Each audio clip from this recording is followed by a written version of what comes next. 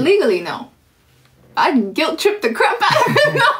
waxay ku leedahay legally sharciga maya I would be scared out of my head. I would be so laakiin scared. guilt trip waxaa la yiraahdaa Oh yeah, that's totally on the guilt table. trip waxaa la yiraahdaa marka aad ma habixin waa ku jecelahay cunugeyga How are you gonna give me a Yeah. heart attack? I'm gonna cry. You're gonna be.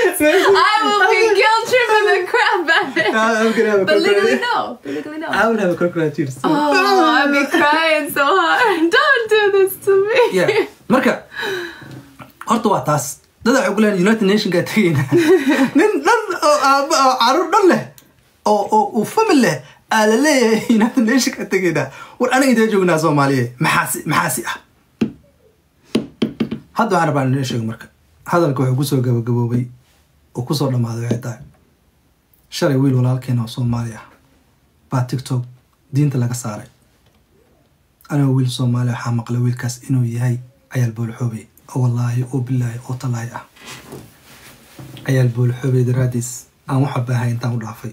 ما لاف سوقلي وذا ده أوكي ما أنت واكنا ولالك باشالا يقفنا هي سنتايريز وصعده وباشالا وناكو صعده شلي قبر حوالله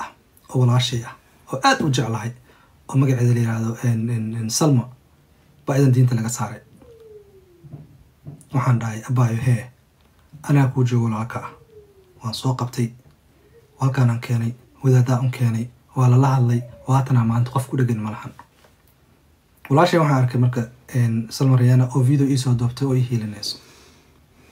ani qofkii ii hiiliyay ma hilmaami qofkii wax iga sheegana caayana ma hilmaami kii ii hiiliyana aniga bari waa ku taaganahay kii caayana waa ka dheeraanaya aniga inta ka dheeraarta taqaano Soomaalida waxay yaqaanaan baanta dhan lagu xaynaya bariya lagu soo fadhisanaya in adeerkeeba lagu leeyahay inta in adeerku noqon shalay kiis salmati marka waxaan sameynaynaa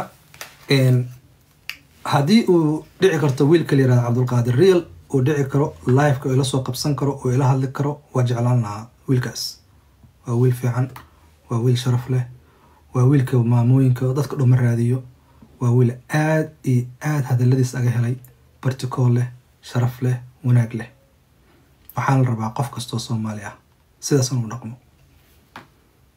ninka maanta la caynayay oo waxa laga sheegay oo inta Soomaali caynaysay ka war maanta haduu ku leeyahay waa ku cafi ka war qof walba oo Soomaali ah waana cafi waxaan ay qabo malaha qof amaanta wallahi billahi talaa qof kaste waa cafi wax aan qabo malaha dhalinyarada marka waxay isleeyihiin eejeeyo maxaa next maxay tahay أنا waxaan sugayaa waxay tahay next inaan isku nimaano oo DNA-daas diyaar aan u ahay waxaan rabaa inaan sheego maanta qof maanta live ku jira karada ma ka daawanayso almost 20k daawanayso wallahi waxna ila maahan ilaahay iga sareeyo in waxna ila 20k ka daawanayso dada maanta waxay u arkaan 20k daawanayso inay top notch in adduunka ugu yihiin ee wallahi waxay ila tahay 500 qof oo daawanayso ila yartahay waxay ila yartahay 10 toban qof ee daawanaysa iga yarta waxaan jeclaa toban qof oo daawanayso wanaag igu daawanayso oo wanaag rabto 18 kaas kan waxna ila ma aha